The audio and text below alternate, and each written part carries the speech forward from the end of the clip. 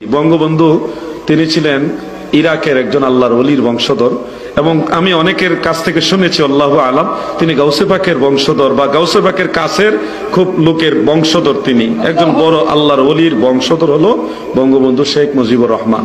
তো ওলি আল্লাহর বংশধর আমরা এখনো দেখি।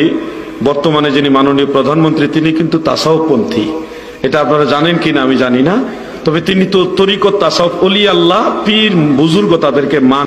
হুজুর, আপনি একজন প্রতিবাদী সুন্নি আলিম, আপনার কাছে জানতে চাই বর্তমানে বাংলাদেশে মূর্তি ও ভাস্কর্য নির্মাণ নিয়ে সুন্নি জামাতের বক্তব্য কি বা মতামত জানালে খুশি হব, কারণ আল্লামা জনৈক আলেম এটা নাকি তাওহীদ, তাদের আন্দোলন এটা কতটুকু যুক্তিসঙ্গত? আমাদের বক্তব্য সারা বাংলাদেশের সমস্ত সুন্নি আলিমদের পক্ষে। আমাদের বক্তব্য আল্লামা আবুল কাসেম মোহাম্মদ ফজলুল হক সাহেব মাদ্দাজিল্লাহুল আলী, উপাধ্যক্ষ কাদেরিয়া তৈয়বিয়া কামিল মাদ্রাসা মোহাম্মদপুর ঢাকা, তিনি বক্তব্য পরিষ্কারভাবে লিখে দিয়েছেন। আপনারা প্রয়োজন এটা দেখে নিতে পারেন। ভাস্কর্য মূর্তির ব্যাপারে পরিষ্কার বক্তব্য আমাদের সবার পক্ষে উনি দিয়েছেন, ওটার সাথে আমরা একমত।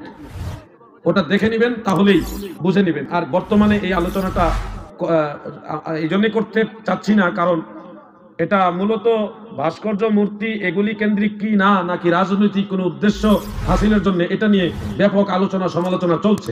অতএব আমরা রাষ্ট্রীয়, যেহেতু বিষয়টা রাষ্ট্রীয় বিষয়ের সাথে জড়িত হয়ে গেছে এবং রাজনৈতিক বিষয়ের সাথে সম্পৃক্ত হয়ে গেছে, সেহেতু ইসলামিক মঞ্চে আমরা কোনো রাষ্ট্রীয় পর্যায়ে বিতর্কিত অথবা রাজনৈতিক স্বার্থের সাথে জড়িত কোনো বিষয় নিয়ে আমরা ব্যাপক আলোচনা করতে চাই না।